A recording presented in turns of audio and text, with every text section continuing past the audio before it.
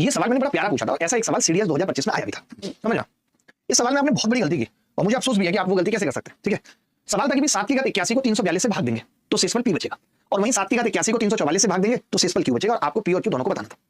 आपने सबने उत्तर 0 बता दिया। मुझे इतना खराब लगा मैं बता नहीं सकता। देखिए, अगर आप अलग अलग संख्याएं और डिवाइजर सेम होता, यानी कि एक संख्या होती m, ध्यान से सुनना प्लीज, गलती क्यों हुई आपसे। एक संख्या होती m और इसको भाग कर रहे होते x से, और मान लो रिमाइंडर आ रहा होता 1, कोई दिक्कत नहीं, 1 आ रहा होता, ठीक है। वहीं एक संख्या होती n और आप इसको x से भाग कर रहे होते और रिमाइंडर आ रहा होता -1, और आपसे ये पूछा जाता कि भाई इन दोनों का सम क्या है। तो आपने क्या गलती की? आपने गलती ये की कि भाई आपने 1 और -1 को क्या किया, जोड़ा और 0 उत्तर बता दिया। गलती हो गई आपसे।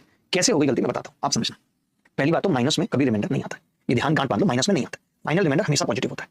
तो सवाल ये था कि जैसे 7 की घात 81 है तो क्या मैं इसको 342 के आसपास लिख सकता हूं? आपने कहा 7 की घात 3, अगर इसको लिखें तो रिमाइंडर निकालना आसान होगा, चाहे 342 से भाग कर रहे हैं या अलग से लिख लेता हूं, या फिर 7 की घात 3 की घात 27 को आप भाग कर रहे हैं 344 से। कितना प्यारा सवाल था ना। ऐसा सवाल पेपर में आ गया और सोचो इतने सारे लोग गलत कराएं तो क्या होगा, कैसे बात बनेगी।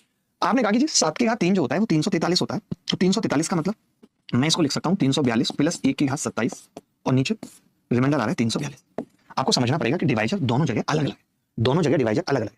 हम ये जानते हैं कि अगर x प्लस a को, ये आप सबने पढ़ रखा होगा कि अगर x प्लस 1 को की पावर n है और उसको x से भाग करें तो जो रिमाइंडर आता है वो 1 की पावर n यानी 1 ही आ जाता है, 1 आ जाता है। तो मैं यहाँ से अगर रिमाइंडर पूछूं आपसे और p पूछूं तो आप कहेंगे 1 की घात 27 आ जाएगा। 1 की घात 27 कितना है? 1 ही है। मानते हैं इस बात को? सब मानते हैं कि भाई 342 प्लस 1 लिख दिया, 342 से कट गया, 1 बच गया, 1 की घात 27 ही आ गया। जब मैं इसकी बात कर रहा हूँ, ये भी 343 है, तो इसको मुझे लिखना पड़ेगा 344 माइनस 1 की घात 27 और बटे 344 लिखना पड़ेगा। तो रिमाइंडर क्या आएगा? देखिए, दोनों बिल्कुल अलग अलग संख्याएं हैं, अलग अलग रिमाइंडर्स हैं, तो जब आप उन्हें जोड़ेंगे तो इसका इससे कोई लिंक नहीं है। आपने क्या किया, जब हम माइनस या नेगेटिव रिमाइंडर की बात करते हैं तो हम बस अपनी कैलकुलेशन को आसान बनाने के लिए करते हैं, बट यहाँ कैलकुलेशन जैसा कुछ भी नहीं था। यहाँ तो फाइनल आंसर पूछा था आपसे, तो जब आप क्यू निकालेंगे तो क्यू आ जाएगा जी -1 की घात 27, -1 की घात 27 तो -1 आ गया। क्या माइनस में रिमाइंडर होता है? कभी नहीं। अगर माइनस में रिमाइंडर आ जाए तब हम क्या करते हैं, उस डिवाइजर को जोड़ देते हैं जिससे भाग किया था, 344 जोड़ देंगे, यानी उत्तर होगा 343।